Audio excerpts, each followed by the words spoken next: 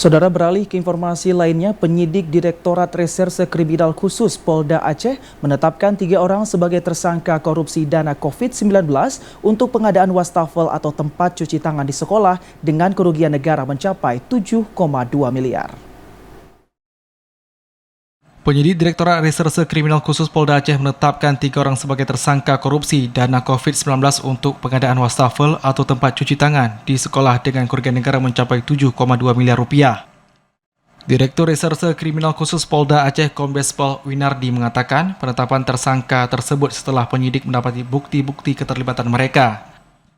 Winardi menambahkan 3 orang yang ditetapkan sebagai tersangka tersebut yakni berinisial RF selaku pengguna anggaran, ZF selaku pejabat pelaksana teknis kegiatan atau PPTK, dan ML selaku pejabat pengadaan. Pengadaan wastafel ini dilakukan di Dinas Pendidikan Aceh pada masa pandemi COVID-19. Anggaran pengadaan bersumber dari dana refocusing COVID-19 yang dialokasikan dalam APBA tahun 2020.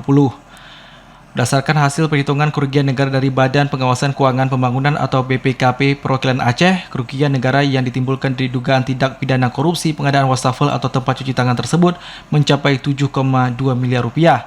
Dari nilai pengadaan mencapai 43,7 miliar rupiah yang dibagi ke dalam 390 paket. Anggaran pengadaan wastafel tersebut bersumber dari dana refocusing COVID-19. Wastafel tersebut diperuntukkan kepada SMA, SMK, dan sekolah luar biasa di seluruh provinsi Aceh. Mekanisme penentuan pemenang proyek pengadaan tersebut dilakukan dengan sistem pengadaan langsung. Masing-masing paket pengadaan berkisar 100 juta hingga 200 juta rupiah. Winardi juga menyampaikan bahwa penetapan tersangka ini belum final, artinya masih ada kemungkinan jumlah tersangka akan bertambah. Tim Liputan TVRI Aceh melaporkan.